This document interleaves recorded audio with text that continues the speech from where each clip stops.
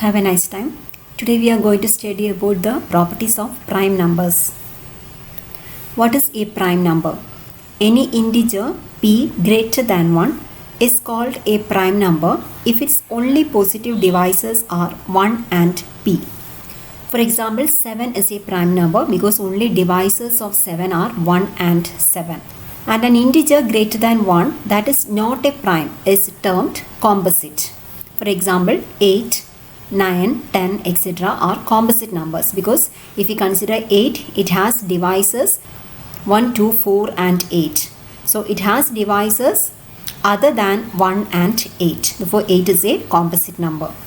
Now we have to prove that if p is a prime and p divides the product of two integers a and b, then p divides a or p divides b. Let us prove the result.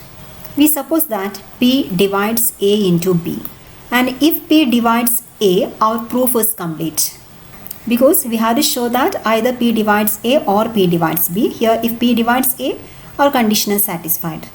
Now let p doesn't divides a. So we have to show that p divides b in this case. If p doesn't divides a, what will be the GCD of p and a? If we have to find the GCD of p and a, we have to write all the divisors of p and a, and we will search for the greatest common divisor.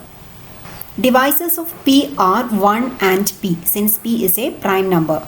And the divisors of a, b, let 1, then some divisors d1, d2, etc., dn, and the last one a. And here we assume that p doesn't divides a. Therefore, p is not a divisor of a. That is, p is not included in this collection. Therefore, if we search for the greatest common divisors, only common divisor is 1 here. Therefore, the greatest common divisor also equal to 1. Therefore, GCD of p and a equal to 1. Now, we have Euclid's lemma, which states that if d divides a into b, and if GCD of d and a equal to 1, then d divides b. This is what we call Euclid's lemma. So by applying Euclid's lemma here we have p divides a into b and GCD of p and a equal to 1. So this implies p divides b. So we proved that if p divides a into b, then either p divides a or p divides b. Corollary: if p is a prime and p divides the product of n integers a1, a2, etc., an, then p divides at least one of them. That is, p divides some ak where 1 less than or equal to k less than or equal to n. So we will prove this result using the mathematical induction. Clearly, the proof is obvious for n equal to 1. If n equal to 1, the result becomes p divides a1 implies p divides a1 itself. So the result is obvious. And if n equal to 2, we have proved the result through the above theorem. Now to use mathematical induction, assume that the result is true for all integers less than n. And we will prove the result for n integers. And if we assume that the result is true for less than n integers, it means that if p divides a product of less than n integers, it divides at least one of them. And now we will prove the result for the product of n integers. That is, assume that p divides product of n integers, say a1, a2, etc., an. Now we can consider this product as a1 as an integer and the product a2, etc., an as another integer. Now this is of the form p divides product of the integers a1 and another integer a2, a3, etc., an. Then by previous theorem, either p divides a1 or p divides a2, a3, etc., an. If p divides a1, again the proof is complete. And if p divides a2, a3, etc., an, this means that p divides a product of n minus 1 integers. So by induction assumption, p divides ai where 2 less than or equal to I less than or equal to n. Therefore, in all the cases, p divides at least one of the integers in the product. So we proved that If p is a prime and p divides a product of n integers, then p divides at least one of them. Now let us solve some related problems. First problem, show that only prime of the form n cube minus 1 is 7. We may factorize n cube minus 1 as n minus 1 into n square plus n plus 1. Because we have a cube minus b cube equal to a minus b into a square plus ab plus b square.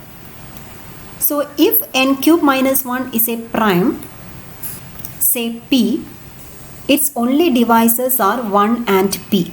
Therefore here n cube minus have two divisors. One is n minus 1 and another one n square plus n plus 1. So n minus 1 should be equal to 1 and n square plus n plus 1 should be equal to the prime number p.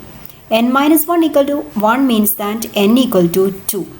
Correspondingly, the prime p equal to 2 square plus 2 plus 1, that's equal to 7. Therefore, only prime of the form n cube minus 1 is 7. Here, one more case may arise. The divisor n minus 1 may be equal to p and n square plus n plus 1 may be equal to 1.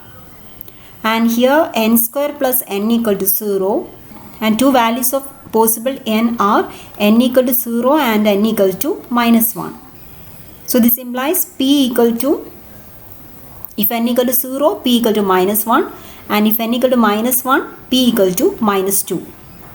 But we have to consider only p which is greater than 1, since we are considering a prime. A prime is defined for p greater than 1.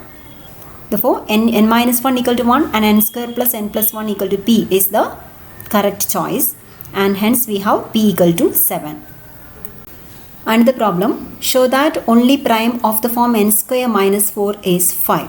So let p be the prime n square minus 4, that's equal to n plus 2 into n minus 2. Now only divisors of p are 1 and p. Therefore, n minus 2 equal to 1 and n plus 2 equal to p is the one choice, and another choice is n minus 2 equal to p and n plus 2 equal to 1. In the first case, here n equal to 3. Therefore, p equal to n plus 2, that is 3 plus 2, that's equal to 5. And in the second case, n equal to 1 minus 2, that is minus 1. And here p equal to minus 1 minus 2, which is equal to negative 3. And we are considering the prime p as greater than 1. Therefore, the only possibility is p equal to 5. One more problem. If p greater than or equal to 5 is a prime number, show that p square plus 2 is composite. We know that any integer is of the form either 6k, 6k plus 1, 6k plus 2, 6k plus 3, 6k plus 4 or 6k plus 5 by division algorithm. And here p is a prime number. Now a prime number is of the form 6k plus 1 or 6k plus 5, because if we consider 6k, it is of the form 2 into 3k. So it is factorable, and 3 is a divisor of this number 6k, which is greater than 1.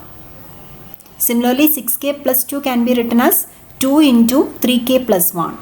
3k plus 1 is greater than 1 and 2 is also greater than 1, and these two are two factors of this number. Therefore, this is not a prime number. Again, 6k plus 4 can be written as 2 into 3k plus 2. So it is also factorable. It has two factors, 2 and 3k plus 1. Both are greater than 1. And again, 6k plus 3 is of the form 3 into 2k plus 1. Case 1, if p equal to 6k plus 1, then p square plus 2 equal to 6k plus 1 whole square plus 2.